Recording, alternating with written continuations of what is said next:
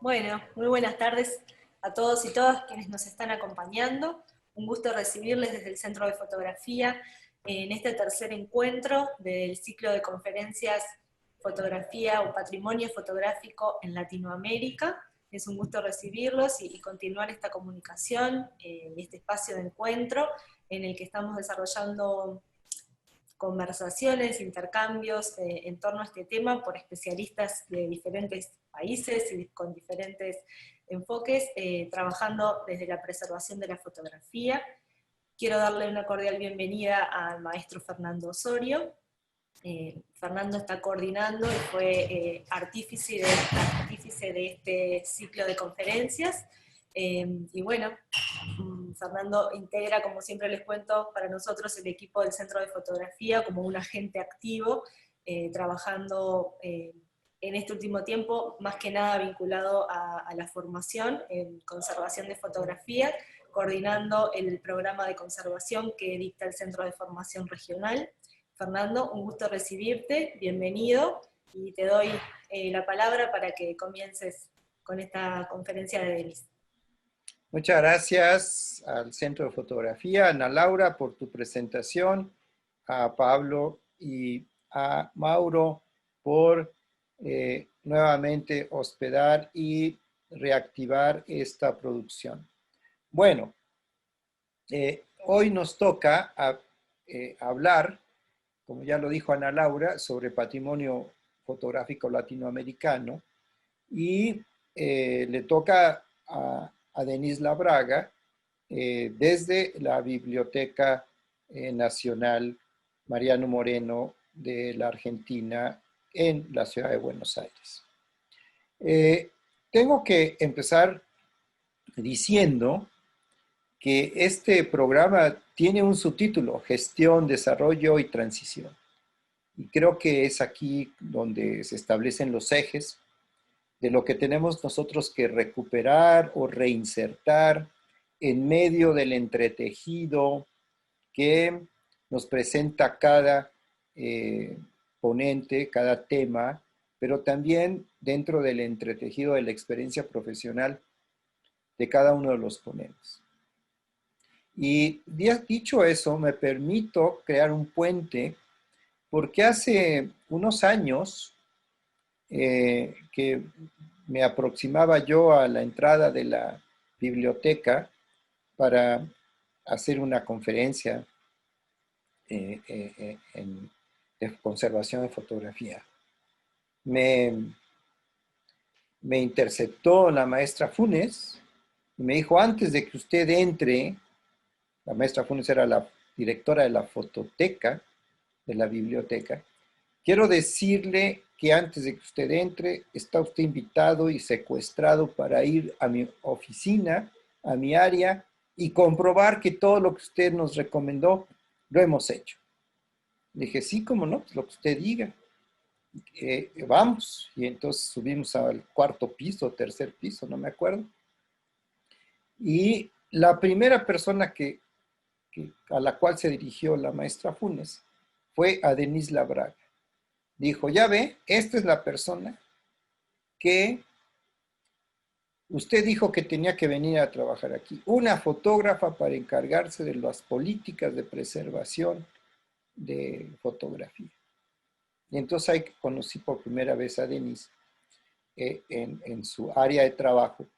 Y después supe que ella, pues no solamente hacía la preservación digital, sino que también se dedicaba a la conservación. Y Denise, independientemente de ser egresada del programa de formación en conservación de patrimonio fotográfico, que es este programa que hemos lanzado desde el Centro de Fotografía, cursó antes la tarea de fotógrafo profesional, igual que la diplomatura en investigación y conservación fotográfica documental, y también es licenciada en Ciencias de la Comunicación Social por la Universidad de Buenos Aires.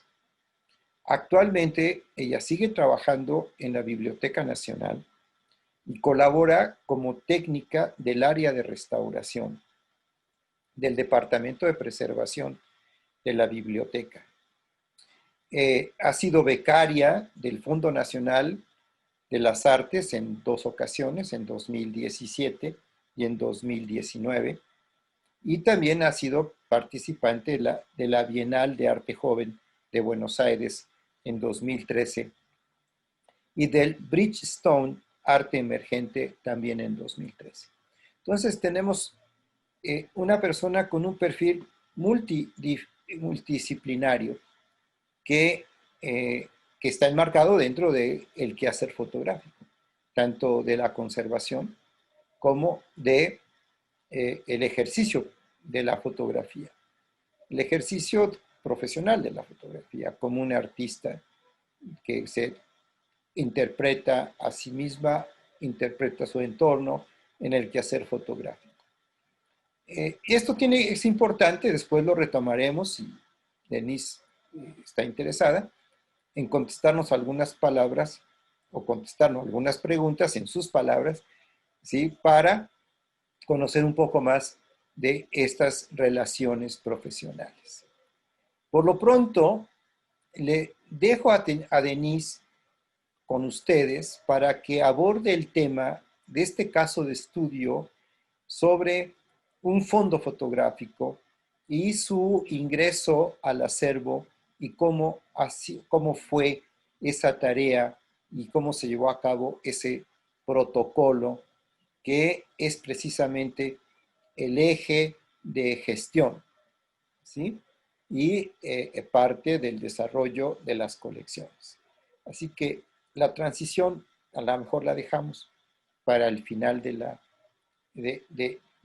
intervención de Denise, y por lo pronto te doy la bienvenida y te agradezco anticipadamente a nombre del Centro de Fotografía, pues tu disposición, y nos encanta tener a una egresada del programa entre nosotros. Muchas gracias y tuyo es el micrófono.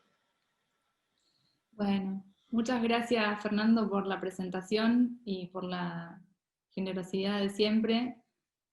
Bueno, al Centro de Fotografía de Montevideo también por la invitación, por el trabajo incansable y por ser un referente también para toda la región.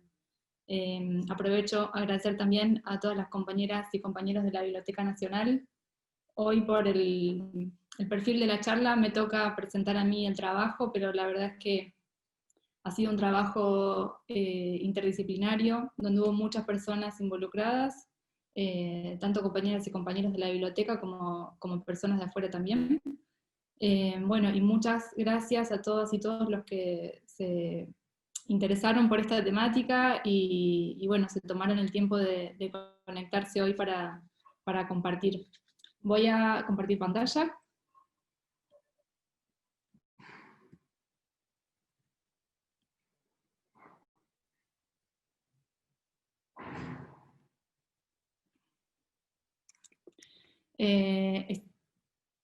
¿Alguien me puede confirmar si se ve bien? ¿Sí? Perfecto, bien. Sí, se ve bien. La pregunta de rigor. Bueno, les cuento entonces que voy a hablar sobre la recuperación del fondo fotográfico del diario Noticias. Antes, para un poco entender, poner en contexto el tema, voy a contar un poquito sobre la biblioteca y sobre el diario, para luego pasar a cómo fueron las tareas de recuperación del fondo y todo el proceso de ingreso de los ejemplares. Bueno, vi que hay gente de distintos lugares, así que cuento un poco. La Biblioteca Nacional de Argentina está en la ciudad de Buenos Aires. Tuvo su creación en 1810, digamos al calor de la Revolución de Mayo, y tuvo distintos edificios. En ese momento, cuando se creó, estaba en el Cabildo, se creó como Biblioteca Pública de la Ciudad de Buenos Aires. Luego se trasladó a la Manzana de las Luces, y en 1901 se trasladó a un edificio en San Telmo, en la calle México, que ese es como el mítico edificio donde fue director Jorge Luis Borges entre el 55 y el 73. Y luego, en los 60, se empieza a planificar la creación de este nuevo edificio, que es el de la foto que está abajo en la presentación, que es el edificio actual de la Biblioteca Nacional. Y a mí me parece interesante reponer esto de que la obra del edificio se adjudicó por concurso nacional a Clorindo Testa, Francisco Bullrich y Alicia Casaniga en el 62. La biblioteca, el edificio, digamos, inicia la obra de construcción en el 71, y finalmente es inaugurado en el 92. La mudanza concluyó en el 93. Y a mí me parece importante, tratándose de una institución pública, dar cuenta que también muchas veces los procesos, tanto como fue en este caso el del edificio, como distintos procesos de trabajo, dependen también de cuestiones que están vinculadas con las gestiones de gobierno, ¿no? Y con la política, con los sucesos históricos, entonces que muchas veces algunas cosas se van obstaculizando, siempre avanzando, pero esto se va a repetir quizás en esta presentación un par de veces, ¿no? Como esta característica que tiene trabajar en el sector público. Por otro lado, quería destacar lo que tiene que ver con la fotografía dentro de la Biblioteca Nacional. La primera donación de fotografía fue en 1864, que fue un álbum de Gonet, que se llama Recuerdos de Buenos Aires, de Esteban Gonet. En la década del 80 y 90 empiezan los primeros proyectos de estabilización del acervo fotográfico de la biblioteca, y en el 2000 se inauguró la fototeca. Esto coincide, podrán ver los que están viéndonos desde otros lugares de la región, que coincide también esto de los primeros proyectos de estabilización de fotografías con algo que se daba también a nivel regional, ¿no? El momento en el que se empieza a consolidar la conservación de fotografía como una disciplina independiente. Bueno, la biblioteca, por cuestiones obvias, su mayor acervo es de libros, pero también hay, fotografías, por supuesto, material sonoro y audiovisual, hay un archivo, hay una diversidad de tipologías documentales también, que bueno, yo en este momento formo parte, como decía Fernando, del área de restauración, que está liderado por Victoria López Alcoba. El proyecto que voy a comentar ahora es de la fototeca, y bien, avanzo. Entonces, como les decía, estas son todas las áreas, digamos, de acceso del público, que son las salas de lectura, colecciones y los centros de documentación, y hacia el otro lado, digamos, de esta red, lo que no está en esta red, es todas las áreas internas, ¿no? de administración de la biblioteca, pero en esta charla nos vamos a centrar en el área de mapoteca y fototeca. Es un área donde se integran, digamos, estos dos departamentos. La fototeca Benito Panunzi, que como les decía se creó en el año 2000, cuenta actualmente con alrededor de 40.000 fotografías de distintos procesos y soportes de los siglos XIX y siglo XX, mapas.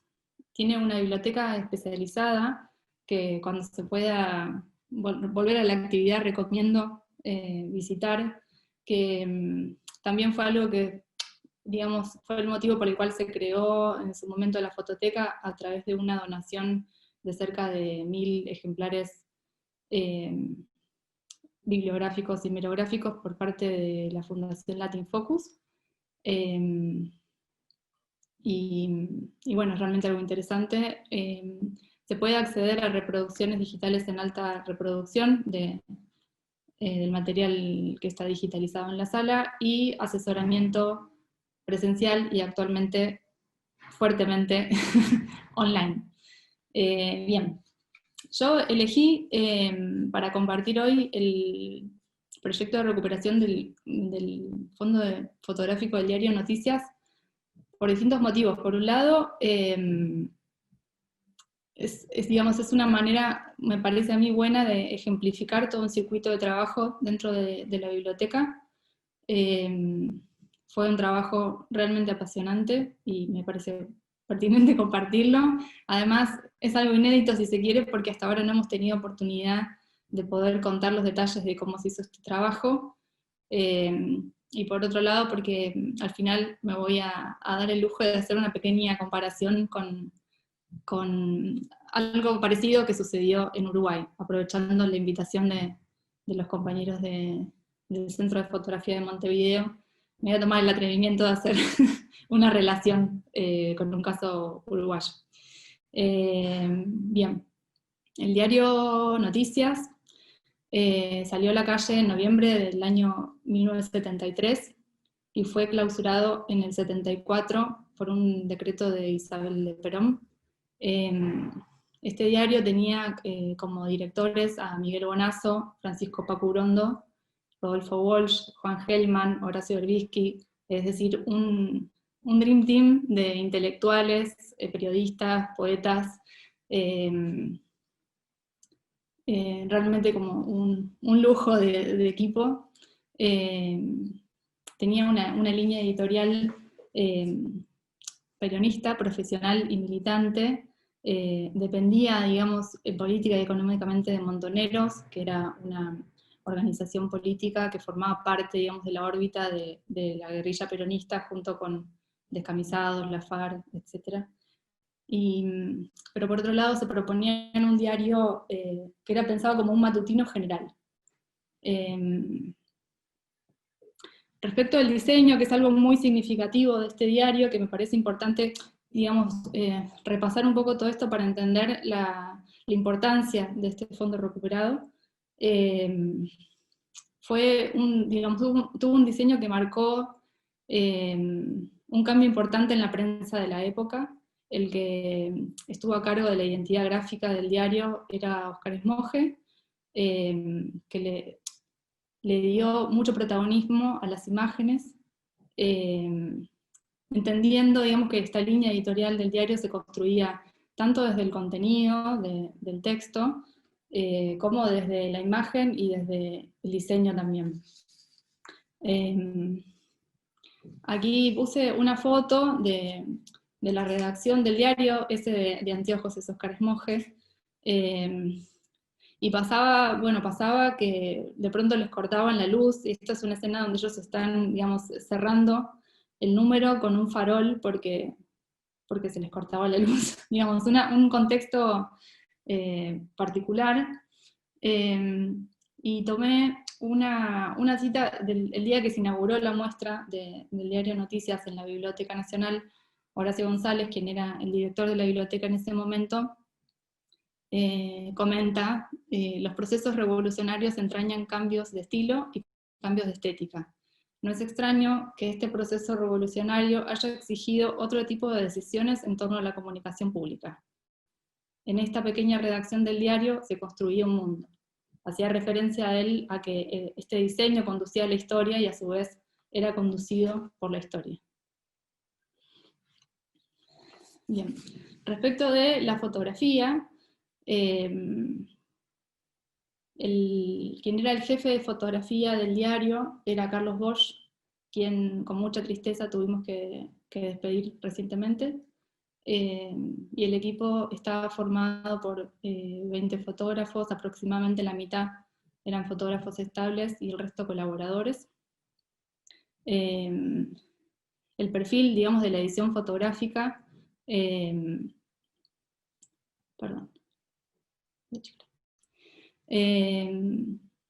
apuntaba a la experimentación y al uso de recursos visuales novedosos. Se le daba una prioridad a la fotografía, incluso por sobre la relevancia de las noticias, y se consideraba como una herramienta más de lucha social y política, digamos, pensando en la fotografía desde su potencialidad en todo sentido.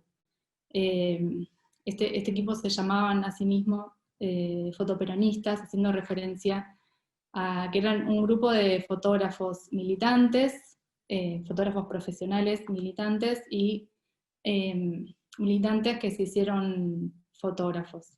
Y asumían en este contexto que venía mencionando, este contexto social y político de la época, una serie de riesgos en En las entrevistas contaba Carlos Bosch situaciones en las que le tocaba salir a cubrir notas, él tenía un chofer y que era normal por ahí subirse al auto y que haya armas en el piso del auto, o que daban tantas vueltas antes de ir al lugar que les tocaba cubrir la nota para despistar un poco. O también contaba en otra entrevista otro fotógrafo, Puchi Vázquez, que él fue laboratorista y tenía su laboratorio en un cuartito en la azotea de la redacción, y una azotea que lindaba, digamos, con otros techos, por donde se podía llegar a acceder. Entonces, además de su equipo de laboratorio, tenían armas también por si tocaba defender la entrada al edificio. Yo quería aprovechar ahora para leer una pequeña cita de Cora Gamarnik. Este libro aprovecho para recomendarlo mucho, sobre fotoperiodismo en Argentina, y habla en profundidad sobre el diario Noticias, así que si a alguien le interesa el tema como para después seguir profundizando, es un libro de una colección que dirige Francisco Medail, y está realmente muy, muy interesante, y lo que voy a leer es lo siguiente. Las fotos no llevaban firma, fundamentalmente por una cuestión de seguridad, pero también porque el principio de acción colectiva prevalecía frente al protagonismo personal. La firma, los recursos retóricos y el lucimiento personal se dejaban de lado en pos de otras ideas que tenían mayor preponderancia: la entrega a una causa, la lucha contra la injusticia. Esto en referencia a lo que comentábamos recién de los fotoperonistas, y también lo de la firma, me parece bueno recordarlo porque lo voy a retomar un poco más adelante. Bien, entonces, la loca historia que tuvo este fondo. Como decía antes, el diario salió a la calle en noviembre de 1973, tuvo una circulación de 9 meses, hasta agosto del 74, donde fue clausurado.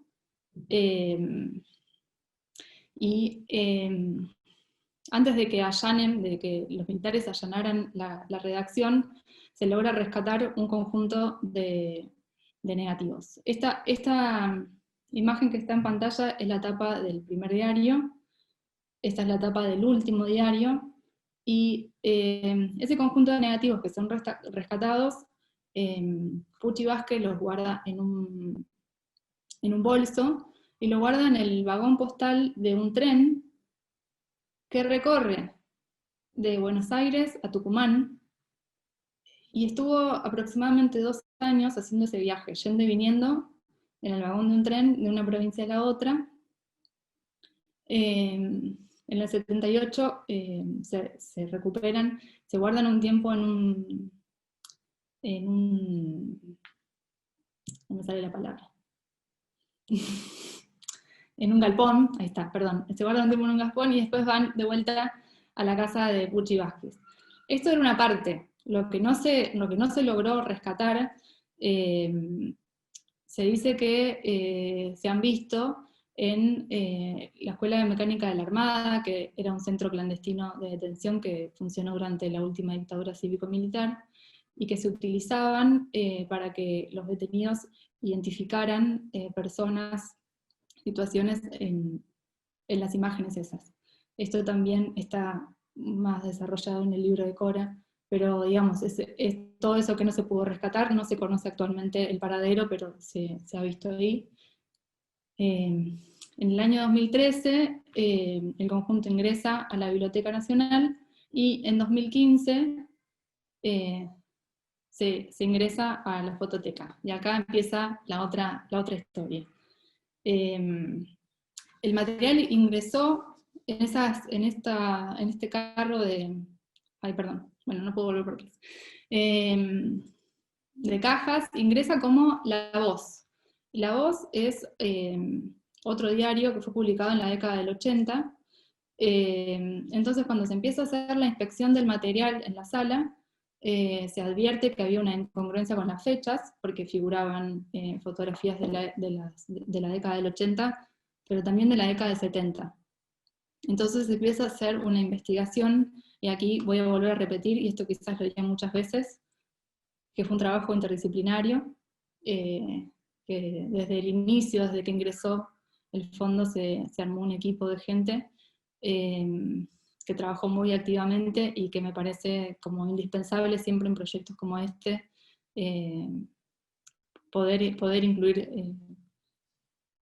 distintas disciplinas, digamos, en colaboración. Cuando se advirtió entonces que podía tratarse del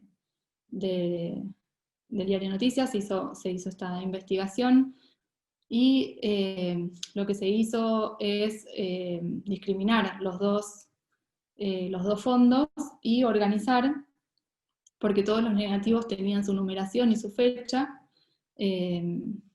entonces se pudo reponer, digamos, el orden original de los ejemplares. En la composición entonces del Fondo Noticias es de 849 sobres que contenían, como cada sobre correspondía a una nota, podían contener una tira como 10 tiras de negativos, negativos en formato 35 milímetros. En ese momento se hizo un inventario de todo el material y una planilla compartida para empezar a organizar el trabajo en conjunto. Entonces, cuando se confirmó que efectivamente se trataba de este fondo desaparecido durante tanto tiempo, se convocó, se invitó a la Asociación de Reporteros Gráficos de la República Argentina, a ARGRA, porque varios de los fotógrafos que habían formado parte, digamos, de ese medio, estaban asociados a ARGRA, y era como sumamente interesante poder contar con la opinión de ellos. También vino María José Burgos, que es la responsable de conservación de la fototeca de ARGRA, quien también hicimos una interconsulta para hablar sobre el tratamiento del material. Y algo que era como una situación inigualable era tener la posibilidad de contar con la participación de los fotógrafos que habían formado parte de ese medio, digamos, para poder reponer en contexto de producción, digamos. No es una situación que se dé normalmente, poder tener el privilegio de estar hablando con las personas que fueron los responsables de la creación del medio y de las imágenes, poder conocer más de cómo fue creado y pensar a partir de eso en cómo sería la puesta en valor del material. Bueno, tuvimos varias visitas de los fotógrafos, y a partir de eso se decidió hacer una exposición en colaboración con ARGRA y con distintas áreas de la biblioteca. Y aquí voy a retomar esto que mencionaba al principio sobre lo que es las características que tiene la gestión pública. El fondo ingresó a la sala en agosto de 2015, y a fines de ese año, en diciembre de 2015, se venía un cambio de gestión. Entonces, esto normalmente impacta en lo que son los perfiles de gestión cultural de una institución. Digamos, un proyecto de estas características no sabíamos si iba a poder hacerse durante los años siguientes, entonces se asumió el desafío de poder hacer una exposición en diciembre o antes de diciembre de ese año, para lo cual hubo que hacer un trabajo realmente muy intenso. Todo el personal de la fototeca se abocó durante esos meses a esa tarea. Bueno, hubo mucha colaboración, que lo vamos a ver ahora, de otras áreas y de personas externas a la biblioteca, y eso implicó también hacer una adaptación del flujo de trabajo, de lo que sería un trabajo normal, donde las tareas son consecutivas. En este momento muchas de las tareas se superponían o sucedían al mismo tiempo. La importancia también de poder hacer una exposición de este material era poder dar a conocer a los usuarios que esto estaba acá, que ese archivo que estaba desaparecido estaba en la biblioteca, y poder ponerlo lo antes posible a consulta del público. Bien, lo primero que se hizo al inspeccionar el material es un diagnóstico de estado de conservación de los ejemplares. Lo que se encontró es que un poquito más de la mitad tenían suciedad superficial, teniendo en consideración esta vida dramática que comenté antes, estaban realmente en muy buen estado. Bueno, alrededor de 450 sobres, esto está contabilizado por sobres, tenían suciedad superficial. Había un cuarto del fondo que tenía ataque biológico, y después otros deterioros en menor proporción. Aquí les muestro unas fotos hechas con lupa de 60 aumentos, muestran como la estructura de los microorganismos en la película. Y aquí esta imagen de abajo es un detalle de adherencia de fibras de papel del sobre que se pegó al negativo. Y bueno, estos ejemplares que presentaban signos de biodeterioro, lo que se hizo fue separarlos, marcarlos para tratarlos posteriormente. Y el procedimiento digamos, básico para todo el resto del conjunto fue una limpieza mecánica con aire. Algo que me parece interesante, teniendo en cuenta que el público es digamos, de toda la región, tiene que ver con los materiales para guarda. Acá muchos sabrán que es difícil conseguir materiales aptos para conservación, pensando también desde una institución pública donde las compras en el exterior son complicadas, si no imposibles. Entonces, siempre lo importante es tener o poder conseguir proveedores confiables a los cuales se les pueda pedir una ficha técnica para conocer, digamos, las características de sus materiales, su composición, y poder determinar, sabiendo lo que uno espera de un material estable, permanente y durable, poder elegir, quizás mirando a proveedores de otras industrias, como puede ser la industria médica o la industria alimenticia. En este caso, lo que se usó para hacer los sobres de guarda de primer nivel es papel de grado médico, Tropac. En biblioteca en general no se compran contenedores o guardas hechos, sino que se compran bobinas, pliegos o rollos de material y se hacen a medida, teniendo en cuenta la diversidad de tipologías documentales y de formatos. Es necesario trabajar de esa manera. Entonces lo que hicimos para estos sobres fue armar un molde de cartón y hacer más de 800 sobres, y se hacía un bifolio por cada tira de negativos, y eso se metía adentro de un sobre. Aquí retomo lo que comenté de la cita de Cora acerca de la firma. Estos son, acá abajo están los sobres originales. Teniendo en consideración eso, toda esta información es muy relevante, porque habla justamente del contexto de producción de estas imágenes. Entonces estos sobres no solo se guardaron y se asociaron con este código de barras, que es el número de inventario, que es una etiqueta también apta para conservación. Este sobre original se asocia al nuevo sobre, al cual se transcribe la información, y además los sobres originales son digitalizados. Entonces el usuario puede acceder no solo a las imágenes, sino también a esta información, que es muy relevante para la investigación. No quiero olvidarme de nada, tengo muchas cosas para decir. Bien, luego del diagnóstico y la limpieza y el cambio de guardas, empezó el proceso de preselección de fotografías para la exposición.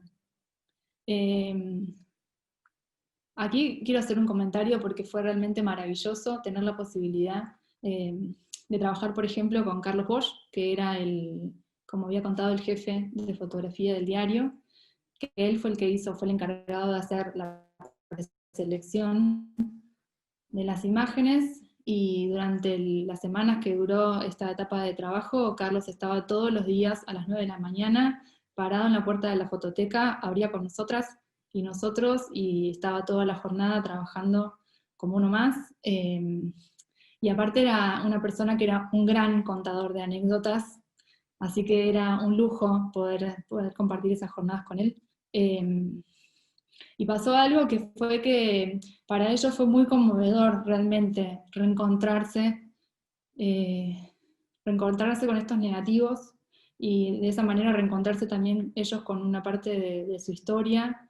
Y eso fue realmente muy conmovedor, y también en algún punto se decepcionaron, porque al empezar a ver las imágenes se dieron cuenta que las fotos clave, las fotos importantes, o que ellos recordaban que habían tomado de sucesos históricos y políticos de esa época, no estaban acá.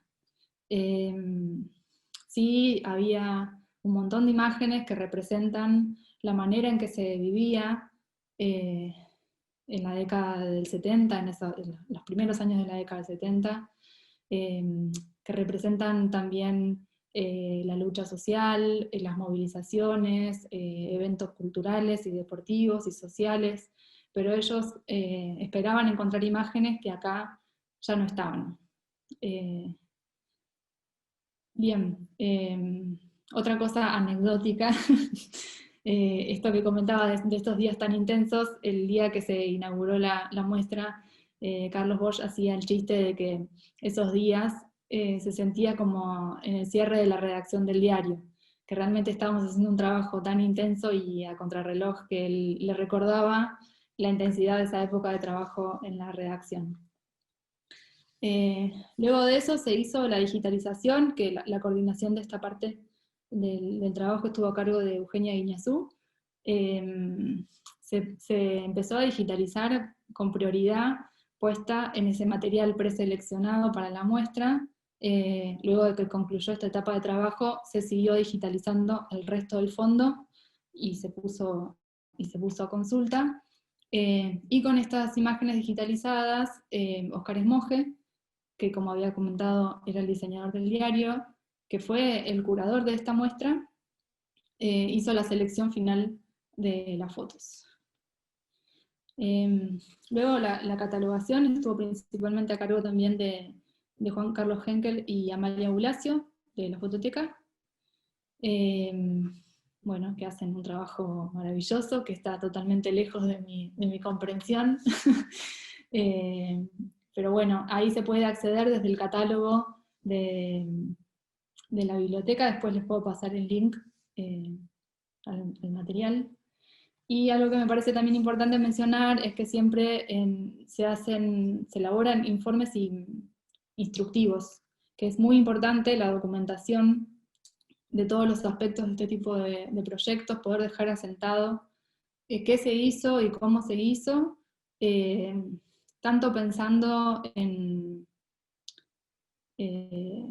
digamos, en futuros proyectos, digamos, poder tomar esta información para organizar futuros proyectos, como también para dejar constancia de cómo se hicieron las cosas, y lo de los instructivos también, digamos, es una herramienta de trabajo, y me parece fundamental generar documentación de todos los procesos.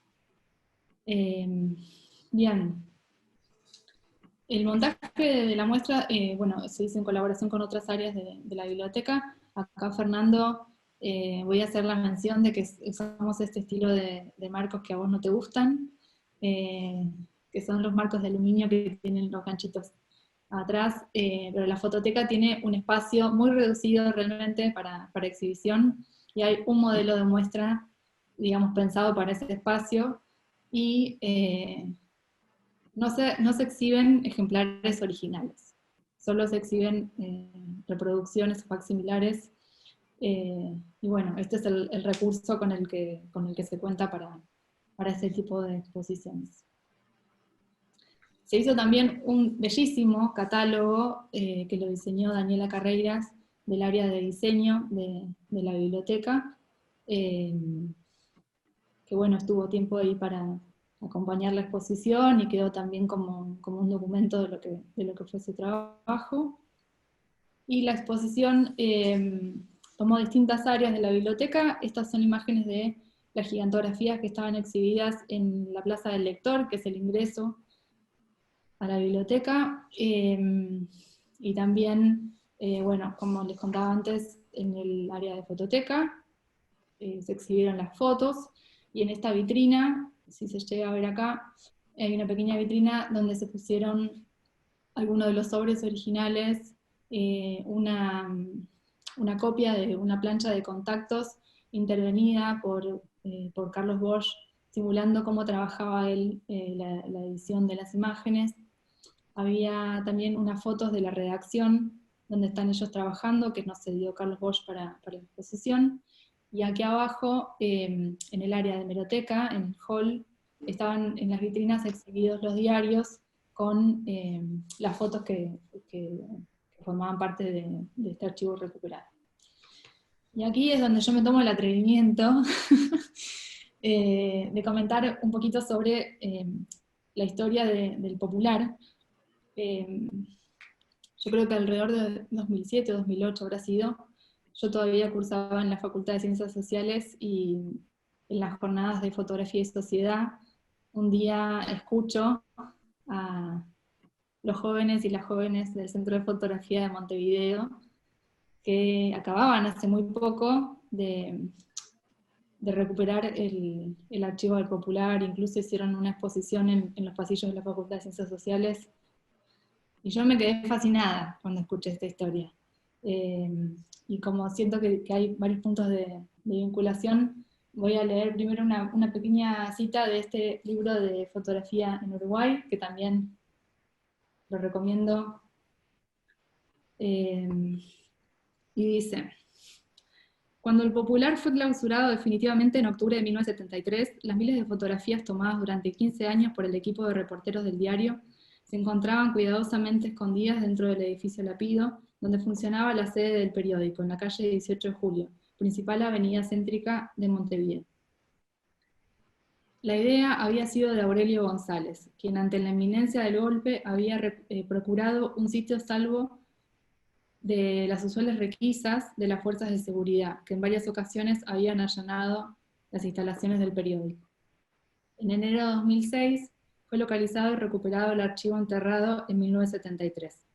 Desde entonces, los aproximadamente 50.000 negativos en formato de 35 milímetros se encuentran en custodia del Centro de Fotografía de Montevideo, donde son conservados, documentados y digitalizados. No voy a profundizar en el tema porque están los compañeros del Centro de Fotografía de Montevideo que saben mucho más. Quería leer otro pequeño fragmento de este libro, que es una entrevista a Aurelio González, que es el fotógrafo que salvó este fondo. En el momento en que yo escuché esa presentación y me obsesioné con el tema, le pedí a un amigo que viajaba justo a Uruguay: tráeme lo que consigas de Aurelio, y encontré este libro, que es una entrevista. Todo el libro es una sola entrevista, y Aurelio tuvo una vida apasionante, es un libro muy lindo, pero subrayé algo que tiene que ver con cómo escondió él el material. Nuestro piso, donde estaba el Popular, tenía un pasadizo que comunicaba el diario con un cine que había al lado. Desde el diario yo tomaba por el pasadizo e iba a dar detrás de la pantalla del cine. Me imagino que nadie, mientras veía la película, podía pensar en lo que había detrás. De cualquier modo, yo consideraba que ese no era un buen escondite. Busqué, hasta que un día encontré entre el primer piso y el segundo un lugar que me pareció bueno. Se trataba de un entrepiso de muy difícil acceso, no era fácil meterse ahí. Todo el archivo del Popular quedó ahí, menos las fotos de la huelga general, 18 años de fotos. A mí me parece significativo pensar cómo estos dos sucesos pasan en Uruguay y en Argentina en el 73, en el 74, en la misma época, y habla como de la espesura del clima social y político que se vivía en el momento,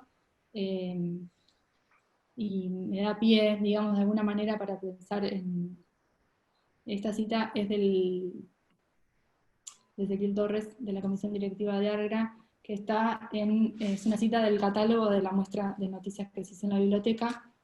Él dice: siempre que se recupera un archivo, se amplía nuestra capacidad de hacer memoria y, por lo tanto, la soberanía sobre nuestra historia. A mí esto como que me dejó pensando estos días en el rol de los agentes que trabajamos con el patrimonio cultural, que si bien en el caso de la conservación es una tarea principalmente técnica, no es una tarea neutral, y no es una tarea pasiva, como que la conservación también, digamos, tiene como finalidad poder mantener vivo ese vínculo entre las imágenes y la sociedad. Así que bueno, con eso, con esas reflexiones voy a ir cerrando la presentación. Ahí están los contactos de las áreas y las referencias de las citas y de las imágenes. Bueno, voy a dejar de compartir pantalla. Ahí estamos. Bueno, muy bien. Muchas gracias. ¿Nos oímos bien? ¿Sí? Sí, maestro, Bueno, muy bien. entonces, antes de que empecemos a darle unas preguntas a Denise, quiero decirles a todos que las preguntas pues ya las pueden hacer y pensando y haciéndolas en el chat, ¿sí? Ya vemos algunas. Aquí llevo control estricto del orden, primero en derecho, ¿no? Bueno, muy bien. ¿Cómo es esta cuestión, Denise, de que tú te empiezas a interesar por los archivos o por el patrimonio fotográfico? Porque no todos los fotógrafos tienen esa inclinación, ¿no? A lo mejor tú tienes una conducta ahí medio desviada, ¿no? Pero quisiéramos saber por qué de repente una fotógrafa comunicóloga empieza a interesarse por los archivos o por el patrimonio fotográfico en particular. Bien, mira, yo he tenido muy grandes maestros, a los que les debo mucho, entre los cuales estás vos, por supuesto, pero hay dos principales responsables de darte respuesta a esa pregunta. Por un lado, cuando cursaba la carrera de FIA, tuve una docente, Alejandra Niedermayer, con la cual después trabajé durante largo tiempo en investigación. Es una amiga entrañable ahora, pero en su momento, cuando recién me recibí de la carrera, ella me invitó a formar parte de un grupo de investigación en fotografía. Después formamos un colectivo de investigación que se llamaba F Imagen y Palabra, y trabajamos con un equipo durante varios años. Pero bueno, ella por ese lado, digamos, me invitó a interesarme en la investigación, y también mientras cursaba la carrera de fotografía, uno de los primeros trabajos que nos hizo hacer en la materia de historia era hacer una investigación monográfica. Podíamos elegir cualquier tema digamos, de toda la materia y salir a hacer una investigación. Y yo elegí a don Manuel Álvarez Bravo, y me fui a la fototeca por primera vez, me acerqué a la fototeca Benito Panunzi, Y ahí lo conocí a Abel Alexander. Y bueno, lo vi un poco trabajar en su contexto y él fue muy solidario conmigo, ayudándome con esa investigación. Y yo en ese momento trabajaba en un periódico y le propuse hacerle una entrevista. Lo fui a entrevistar a la redacción de Clarín para preguntarle por su trabajo y también para pedirle consejos para que los vecinos del barrio donde se publicaba ese periódico pudieran conservar sus fotografías familiares. Y ese día Abel me dice, no, él no debe ni saber su responsabilidad en que yo me haya dedicado a eso. Pero él me dice, mira, Denise, ahora que todo el mundo está, digamos, conquistado, mesurado, investigado, que ya no queda nada por conocer, nos queda siempre la posibilidad de hacer un viaje al pasado a través de la fotografía, y a mí me tocó una fibra, y a partir de eso, y en el contexto del grupo de investigación, me empecé a interesar por los archivos, a tener que, digamos, por ese trabajo acercarme cada vez más. Bueno, y ahí surgió la necesidad también de empezar a, a complementar mi formación en conservación de fotografía. Un poco extensa la explicación quizás, pero bueno, así es el inicio. Bueno, es que no importa que sea extensa, sino lo importante de esto es que pocas veces recogemos estas historias de vida. Y esto lo conecto con la propia historia que tú nos has contado de cómo los fotógrafos de este periódico se incorporaron al trabajo del rescate de la fototeca, y al momento de trabajar el material que hallado, pues empezaron a crear estos testimonios, ¿no? Que es algo que a mí me parece muy interesante, porque a veces nuestro trabajo no solamente se debe limitar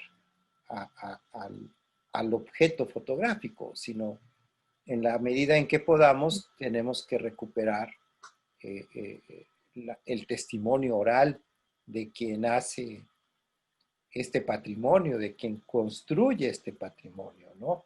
Así como Aurelio en Montevideo, bueno, pues estaba el director de fotografía de noticias y otros, ¿sí?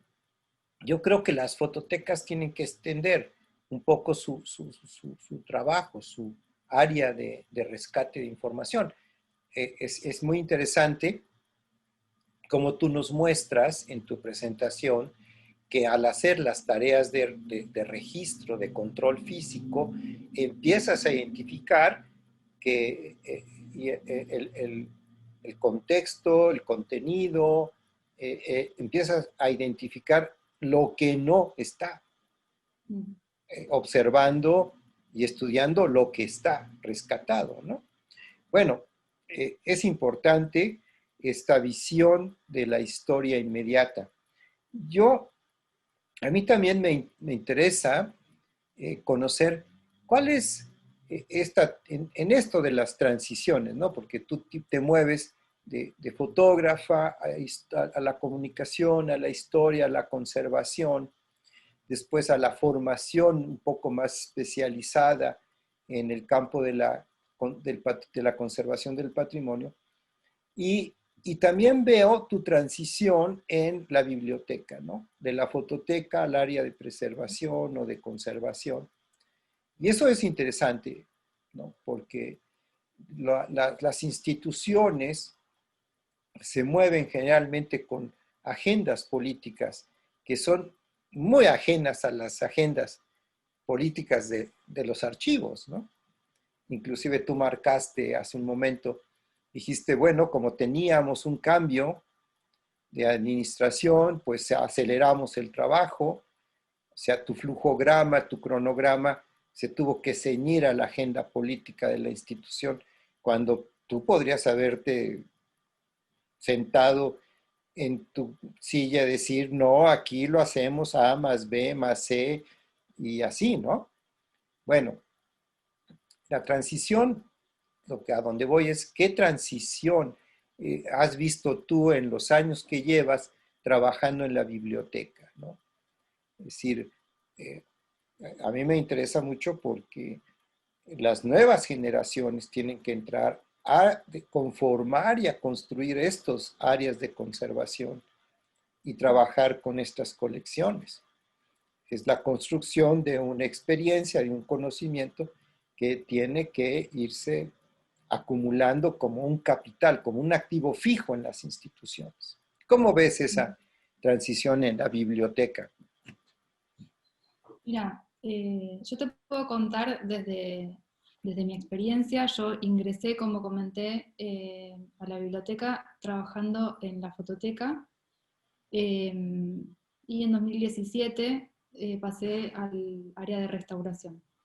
De alguna manera mi trabajo no se modificó, yo sigo prestando servicio a la fototeca, las mismas tareas de conservación que hacía en fototeca, ahora las hago desde el área de restauración, solo que es un espacio, como está construido, digamos, como un taller, como un laboratorio, es un espacio mejor preparado, mejor pensado para esas tareas, y además trabajo con un equipo de gente maravillosa, de gente especializada en conservación de papel, de libro, de obra plana. Entonces es un equipo donde hay todo el tiempo interconsulta entre nosotros, se toman decisiones de manera conjunta, se reflexiona y se duda y se consulta mucho.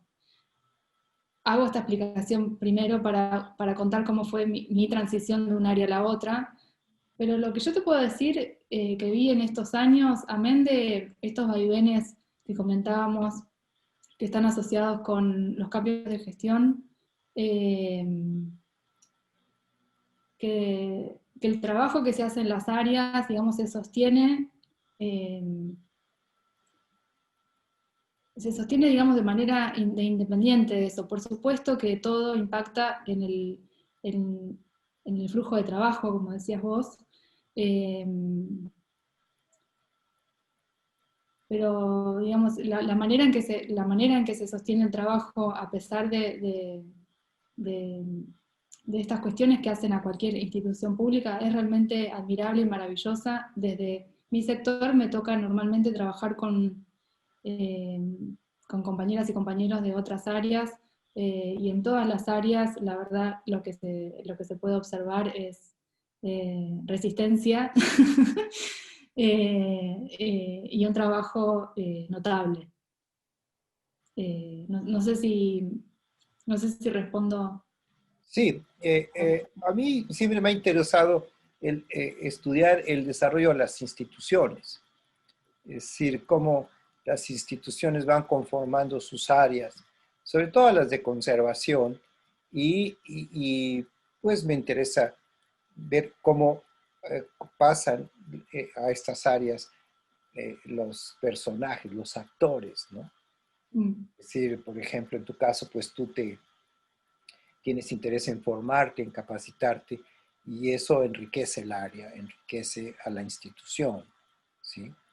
Y es importante que la institución pues aproveche, vea, visualice ese esfuerzo. No solamente sería en tu caso, me imagino que hay otros, ¿no?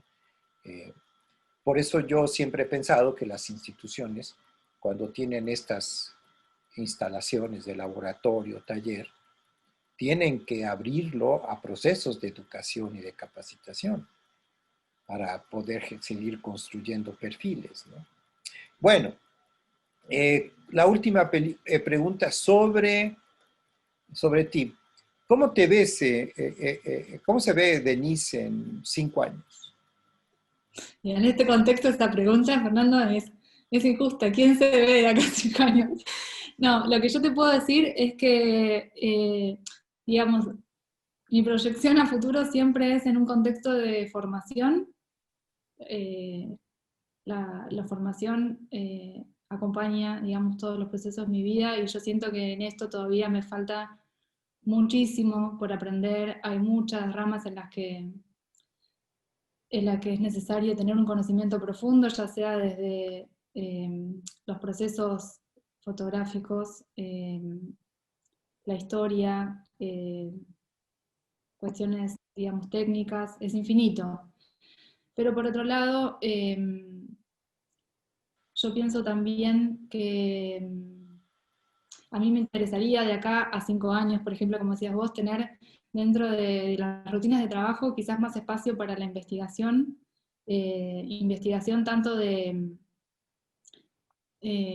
nuestros fondos, digamos, tener como más espacio para el conocimiento más profundo de nuestros fondos, y también sobre una investigación sobre los procedimientos que hacemos, ¿no? Poder poner a prueba nuestros procedimientos, nuestros materiales, y yo tengo fe en que también, en la medida en que se puedan armar equipos más amplios de trabajo con fotografía, y gracias a estos espacios de formación, como es el Centro de Formación Regional, yo creo que es factible, que en realidad sabemos que el trabajo en instituciones como esta siempre es a contrarreloj y un poco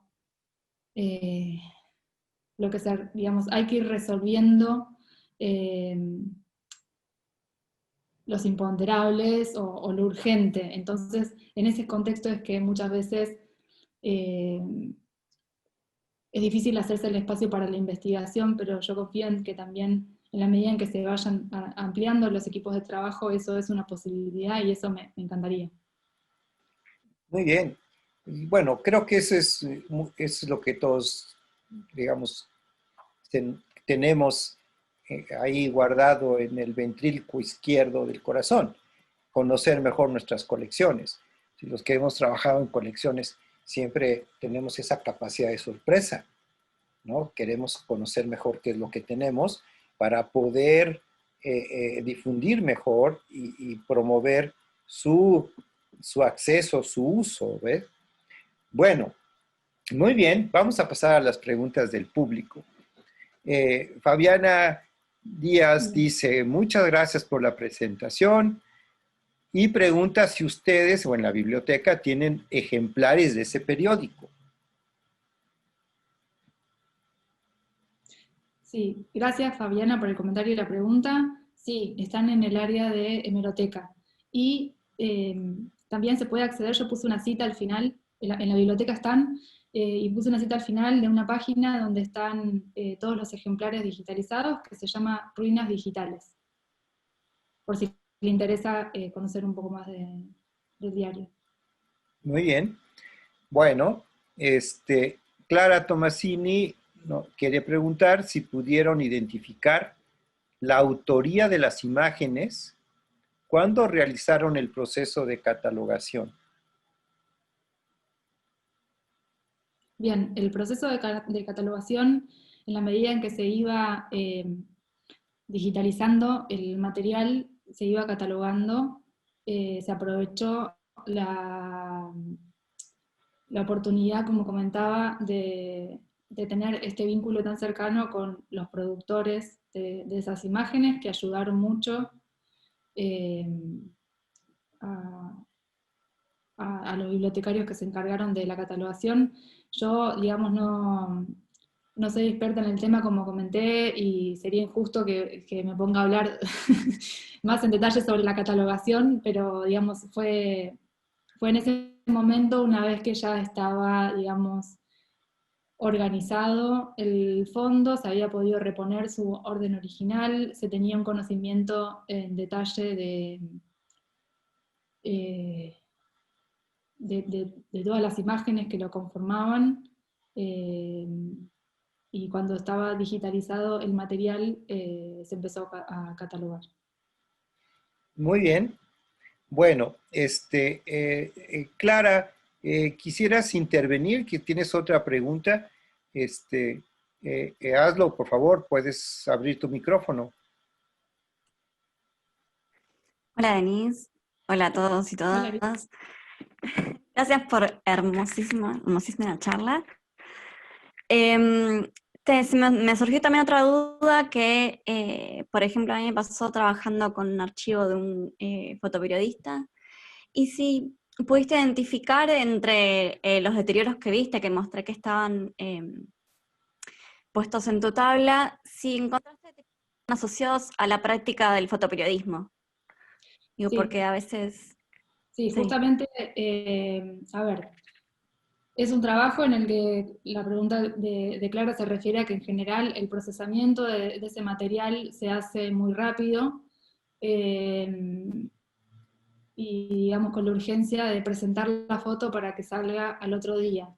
Sin embargo, aunque los ritmos de trabajo eran esos, no sé si viste ahí que la cantidad, por ejemplo, de ejemplares que tenían indicios de sulfuración o deterioros de ese tipo eran realmente muy pocos. O manchas, o cuestiones que tienen que ver con el procesamiento. Y en ese momento se le preguntó, le preguntamos a Carlos, porque nos llamaba la atención eso, eran imágenes muy buenas, y es que eran profesionales, eran mayormente profesionales, o sea, no todo el equipo, porque había otros, como decíamos, militantes que se hicieron fotógrafos para colaborar con el diario, pero eran imágenes de muy buena calidad, estaban bien procesados, tenían muy buenos equipos. Ellos cuentan en las entrevistas incluso la calidad y la cantidad de equipos que tenían para trabajar, que era algo excepcional. Eh, y bueno, como viste ahí en la tabla esa, los principales deterioros o lo que afectaba a la mayor cantidad de los ejemplares de ese fondo estaba asociado con la vida que tuvo. Era suciedad y biodeterioro, pero son negativos de muy buena calidad. Muy bien, muchas gracias. Bueno, hay un comentario que le pediría yo a alguien que se llama Nuevo Fotoclub Argentino, que nos dijera su nombre y que tome la palabra para hacer, perdón, su comentario, por favor. No, no está el Nuevo Fotoclub. ¿Vos lo lees ahí? Porque yo no Bueno, vi que el comentario. yo lo leeré entonces. Me pasó lo mismo con Abel. Gracias a él comencé yo también la investigación que estoy haciendo y también supongo que no lo sabe. Es muy generoso e inspirador. A ver, bueno, ya le diremos a Abel en su momento, ¿no? Bueno, tienes Sí. muchas felicitaciones en muchos lugares, les ha parecido a muchos dentro de los 157 participantes que yo cuento aquí en la lista que nos están oyendo, pues que les ha gustado tu plática. Y le daré la palabra a Sancho Pugia, por favor, para que haga su comentario. Por favor, Sancho. Sí, hola, ¿me escuchan? Hola, hola. Sí, Puedes puedes hablar un poco más fuerte, sí, acercarte hola, más ¿se a tu escucha ahí? micrófono. Sí, Sí, perfecto. bueno, ¿qué tal, Denise? Bueno, buenas tardes a todos, Fernando, ¿qué tal? Bueno, yo soy otro discípulo más de Abel Alexander, en base a la conversación que están haciendo anteriormente. Soy miembro de ARGRA, de la Asociación de Reporteros Gráficos. La verdad que ha sido muy emotivo ver la charla y muy interesante, y me da mucha alegría haberlo visto a Carlos, a Ezequiel, a Daniela, a colegas fotógrafos, la asociación. Y bueno, como archivador y conservador fotográfico, me da mucha alegría haber visto todo el contenido que has compartido, Denise. Y bueno, la verdad que felicitaciones porque ha sido muy detallado y impecable la charla. Y bueno, y la pregunta es, bueno, ¿qué se siente haber estado en de alguna forma, combo perfecto de estar viendo las fotografías, haciendo la selección junto con el jefe de fotografía del diario, ¿verdad? Junto a Carlos, y la verdad que debe haber sido muy interesante, sobre todo por cómo era Carlos, según lo que comentas. Muchas gracias y felicitaciones. Bueno, Denise. muchísimas gracias por los comentarios y por la pregunta. La verdad es que todo el equipo de trabajo con el que encaramos ese proyecto, yo creo que éramos todos muy conscientes del momento excepcional, como decís vos, que estábamos viviendo. No solo la posibilidad de formar parte de la recuperación de un fondo tan significativo, sino poder hacerlo de la mano de los creadores de ese fondo y con las características, como mencionás, que tenían esas personas. Fue algo fascinante y yo creo que fuimos muy conscientes de eso que estaba sucediendo, que por eso también se puso tanto esfuerzo en lograr que eso se pudiera exhibir sin dilaciones, digamos, ese mismo año, que se pueda dar a conocer. Y creo que eso también se vio en que todo el equipo trabajó con un entusiasmo, una alegría y un esfuerzo realmente notable, todos haciendo horas extra, todos suspendiendo cualquier otra actividad para poner las manos ahí y aprovechar, digamos, ese momento singular que nos tocaba, digamos, vivir. La verdad que sí, coincido en todo lo que decís de la oportunidad inigualable de poder trabajar en un fondo con la persona que lo creó al lado, y bueno, fue maravilloso. Muy bien. Bueno, esos son los privilegios de quienes trabajamos en los fondos fotográficos. Yo digo, como decimos en México, que es taco de ojo. Si nos comemos unos ¿Taco de ojo? tacos. Taco de ojo, sí. Ah, Bueno, Carolina Nastri tiene una pregunta. Por favor, Carolina, si quieres abrir tu micrófono y formularla. Hola, buenas. Sí, quería, bueno, primero, sí, excelente presentación, me encantó, muy hermosa. Y preguntarte, digamos, después de la exposición, que es como lo que generó como esa velocidad en el trabajo, ¿cómo se continuó con el trabajo? ¿Cuánto tiempo más llevó finalizar y con, digamos, con todo lo que fue, lo que iniciaron? bien, bueno, gracias por el comentario y por la pregunta. Bien, como comentaba, en esos meses se priorizó los ejemplares que iban a formar parte de la exposición. Una vez eso concluido, ya el proceso implicaba hacer las guardas, hacer la limpieza, hacer el cambio de guardas, hacer la digitalización, ¿no? Pero los ejemplares que estaban contaminados en su momento se separaron, entonces luego de que terminó todo ese proceso, se retomaron esos ejemplares que llevan más tiempo y otras, digamos, tienen otras complicaciones para su tratamiento. Y yo creo que habremos estado trabajando hasta mediados del siguiente año. Y luego la digitalización llevó un poco más de tiempo. Pero bueno, fue un momento en el que se tuvieron como que adaptar un poco las fases que normalmente se proyectan para el trabajo con cualquier fondo, con esa urgencia, y luego se retomó una vez concluida la muestra. Aprovecho para comentar que ya está el material digitalizado y accesible.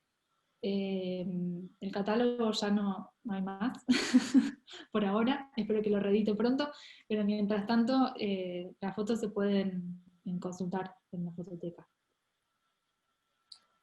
Muchas gracias. Bueno, yo quisiera, mientras elaboran alguna otra pregunta, mencionar algo. Nos mostró Denise, por razones de protocolo y de política de conservación, la biblioteca compra estos rollos en bobinas de papel y cortan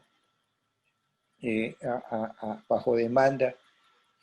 Ahora existe la tecnología de los cortadores láser, lo cual no olviden todos. Antes teníamos que ir a una imprenta súper limpia, hacer un suaje, un molde de corte, Ahora podemos tener un aparatito de esos, ¿sí? Y nos puede servir para cortar rápidamente grandes cantidades, porque sí va a seguir siendo un problema para nuestra región latinoamericana la adquisición de insumos, aunque estemos muy cerca o muy lejos de los Estados Unidos, pues siempre tenemos el peso, el problema del peso, del volumen, de los gastos de importación, del acceso a divisas. Y tenemos que buscar esas alternativas, ¿no? Una vez que Grant Romer le preguntaron en algún país del litoral latinoamericano que si no había otra solución, dijo, bueno, si usted no tiene un papel libre de ácido, 100% de pulpa, con la prueba de actividad fotográfica bien definida en la hoja técnica, trate de usar el mejor papel que tenga, porque va a estar mejor que en lo que está, su negativo, ¿no?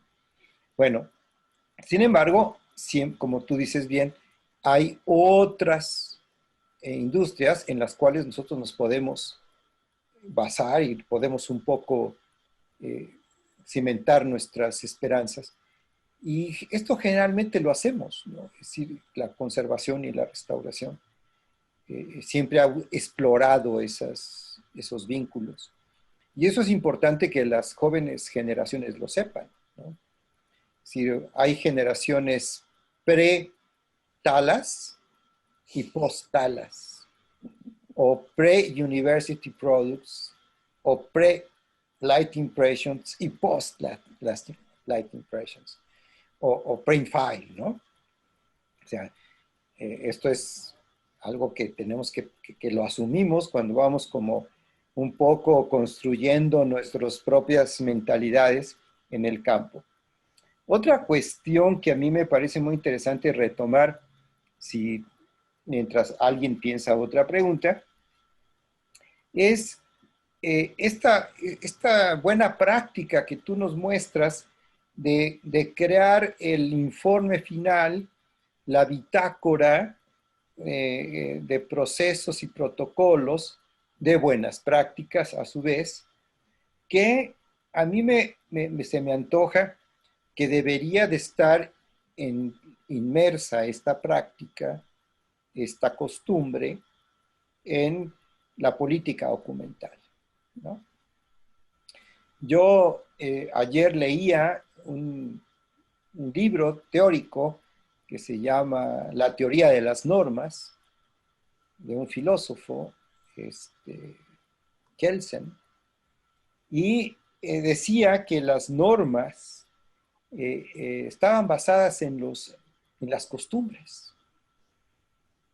Entonces, fíjense qué curioso, las normas que nosotros adoptamos como los estándares internacionales, pues es para hacer buenas prácticas, ¿no?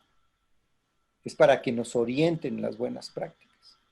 Pues en el derecho, en el origen de la teoría del derecho, las normas se basaban en las costumbres. Entonces parece ser que todos hemos tenido malos hábitos y malas costumbres y entonces hemos tenido que diseñar unos estándares para reformarnos, ¿no?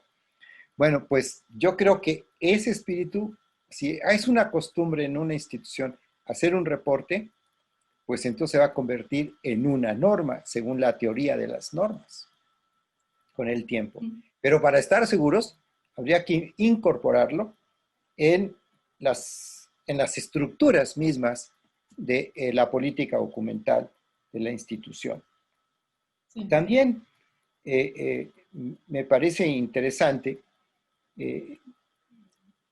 traer a colación el concepto de pulsión de muerte que Derrida plantea en Mal de Archivo.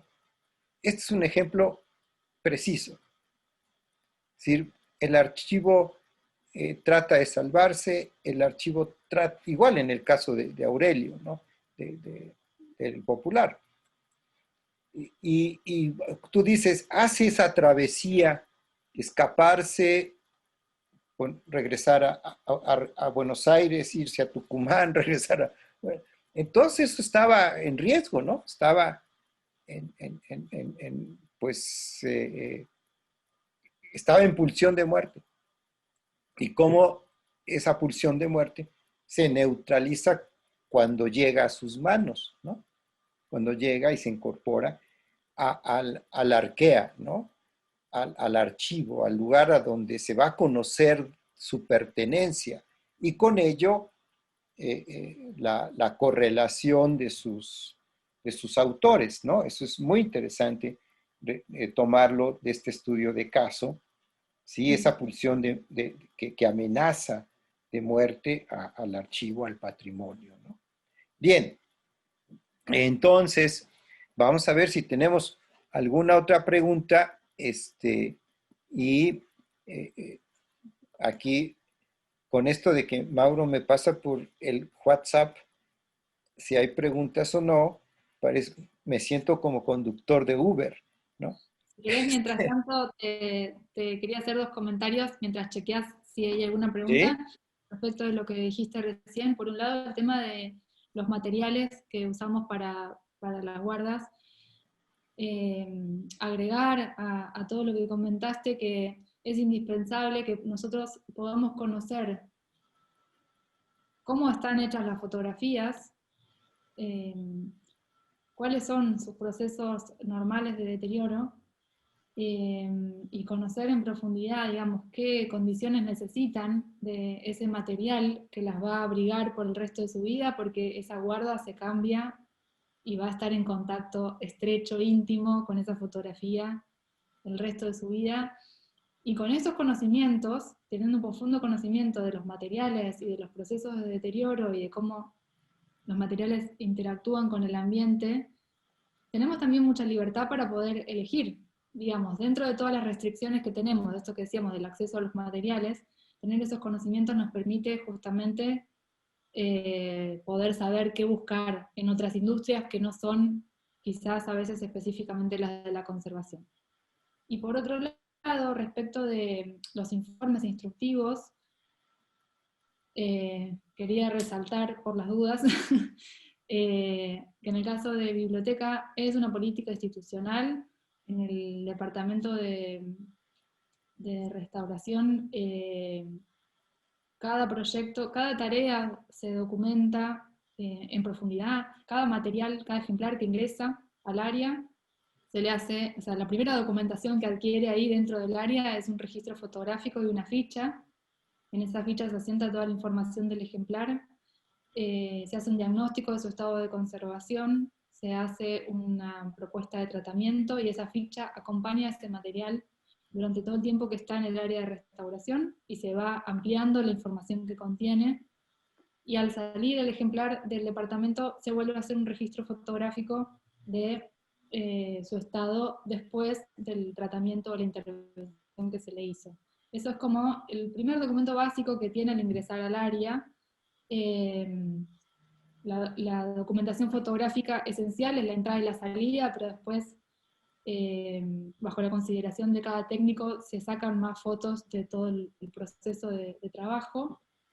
Y luego, los informes de los grandes proyectos y los instructivos se hacen instructivos de cada procedimiento, desde la limpieza mecánica básica, teniendo en consideración que cualquier tratamiento puede tener consecuencias irreversibles en los ejemplares, se hacen instructivos paso a paso de todo, desde la limpieza hasta las guardas, hasta intervenciones quizás más complejas, y eso queda sentado y cada tanto se revisan, se modifican, se amplían, se corrigen, y toda esa documentación, como decía antes en la presentación, es fundamental no solo para poder evaluar la productividad que tiene el área, asentar todos esos procedimientos, proyectar también a futuro, conocer cómo trabajamos y poder tomar decisiones a futuro. Yo he tomado tu consejo en algún momento y todos los días, cada vez que yo cierro mi caja de herramientas, tengo un cuadernito al costado donde anoto todo lo que hice ese día. Tengo una bitácora retro, porque es una bitácora en papel, donde anoto todo lo que hice y si hubo algún acontecimiento extraordinario en las tareas, y ese cuadernito me ha ayudado mucho también a la hora de elaborar los informes, o poder volver atrás en esto que preguntaba Carolina, ¿cuánto tiempo le llevó finalmente terminar este proyecto? ¿O desde qué momento hasta qué momento nos abocamos a esta tarea? ¿Qué surgió en el medio? Eso, un comentario para completar lo que decía sobre la documentación. Bueno, es que bueno que tú lo amplías porque para mí siempre ha sido el archivo un generador de otro archivo. Es como los museos, ¿no? O sea, un museo tiene todo un proceso para curatorial, museográfico, tiene todo un proceso, digamos, de tareas concatenadas desde la investigación, pero quisiéramos que los museos revaloraran toda esa documentación y la hicieran pública, la pusieran en acceso, porque esa es una inversión. Y yo aquí hablaría de la inversión de las decisiones. Es decir, nosotros constantemente estamos haciendo decisiones. Y a veces decidimos muy rápidamente y no documentamos. Y creo que eso es algo que nos hace perder información, ¿sí? Y conocimiento, ¿sí? De alguna manera, ¿no? Y yo creo también que esto permite revisitar en algunos 5 años los procesos que hicimos en ese momento y que ahora a lo mejor podemos mejorarlos o sustituir los materiales o no. Así, no tenemos una bolita mágica y no una esfera mágica que nos diga eso. Muy bien. Denise, te agradezco mucho. Si tú no tienes nada más que agradecer, decir, inconformarte, es el momento. No, bueno, nuevamente muchas gracias por la invitación, por la posibilidad de poder compartir este trabajo que fue realmente apasionante, y gracias a todas las personas que se interesaron hoy y que compartieron y que aportaron sus comentarios y sus preguntas. Que bueno, que todo esto es parte de seguir manteniendo, de ir en contra de la pulsión de muerte de ese archivo, ¿no? Seguir manteniendo el vínculo con las imágenes. Eso, gracias. Muy bien. Bueno, pues antes de que cerremos, quiero invitar a Samuel Salgado, si está en la sala virtual, que se manifieste, que abra su micrófono y diga chao, ¿sí? Hola Fer, hola Denise. Muy bien. ¿Cómo están? Muy bien, hola, ¿no? gente. Muchas Hola, gracias Samuel. por la invitación.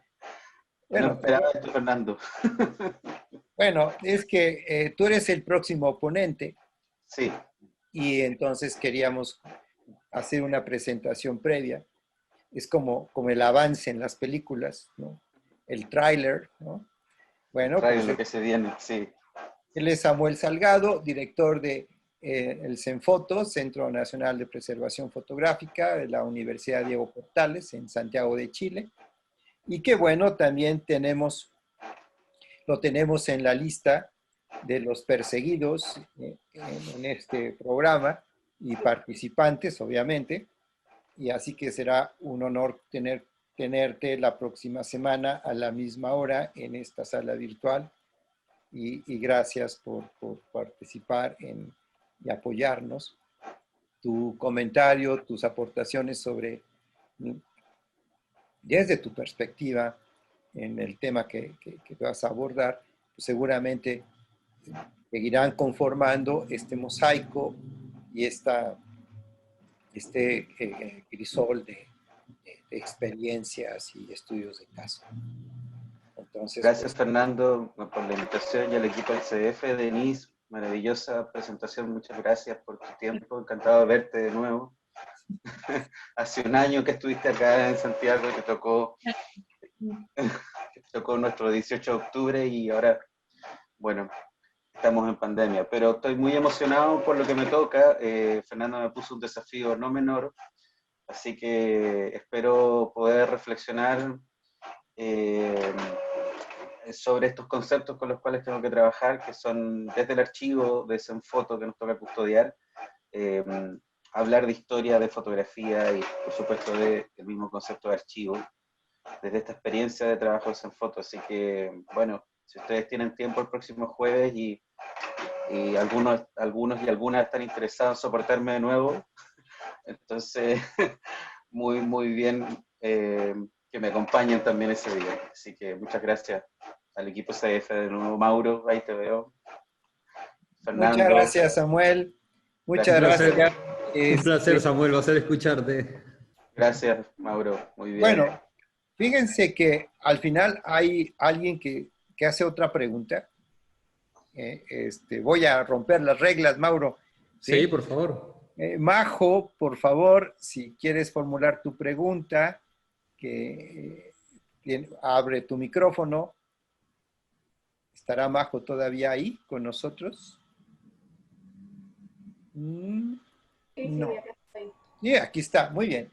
Bueno, yo le quería preguntar a Denise si habían tenido otro tipo de trabajo parecido con otras instituciones. ¿Trabajo parecido en relación al material o a experiencias de poder trabajar así con... A la experiencia de trabajar en equipos así combinados.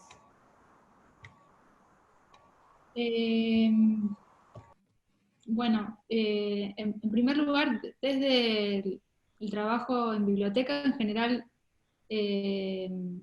los proyectos suelen ser interdisciplinarios.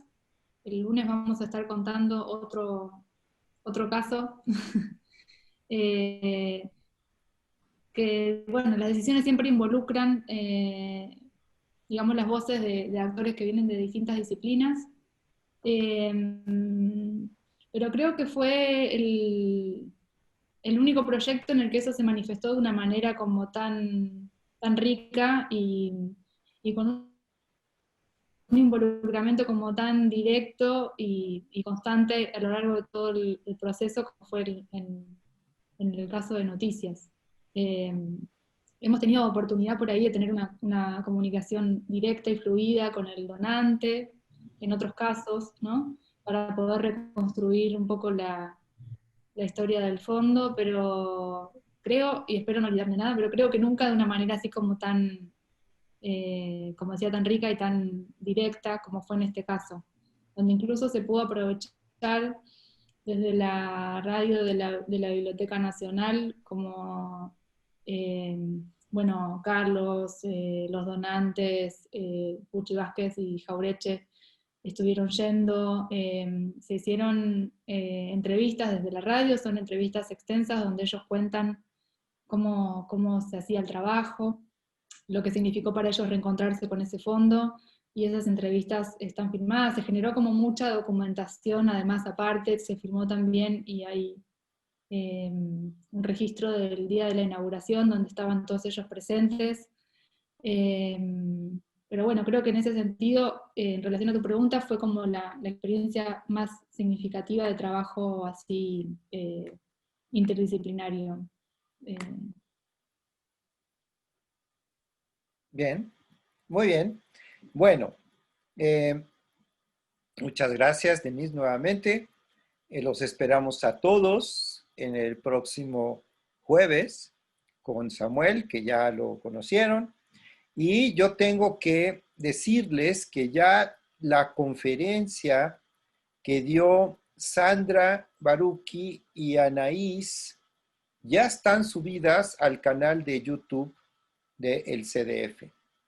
Y cada viernes se subirá la conferencia que pase el jueves.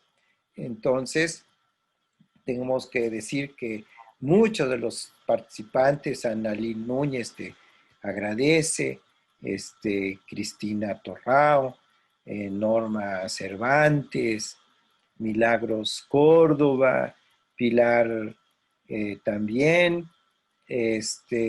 Sandra Baruki, Jesús Lara. Bueno, hay muchas demostraciones de agradecimiento y de reconocimiento. Les ha gustado tu charla, por lo que creo que pues debes sentirte muy congratulada, ¿no?